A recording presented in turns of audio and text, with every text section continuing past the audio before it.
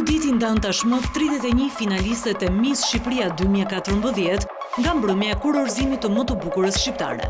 Provat koreografike dhe detajet e fundit të skenës, e cila është vendosur në këmbët e Kalas së Ulqinit, është ajo çka organizatorët e eventit të bukurisë po përgatisin.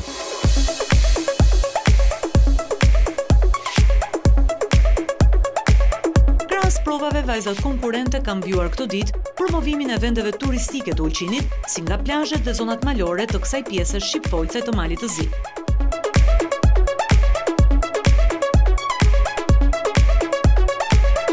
Mbrëmja finale e Miss Shqipërisë do të transmetohet drejt për drejt në Vision Plus në orën 20:45 minuta mbrëmjen e të premtes, me një spektakël i cili përveç garës së bukurisë në edicionin e 16 të tij, do të ngjisë në skenë dhe të ftuar special.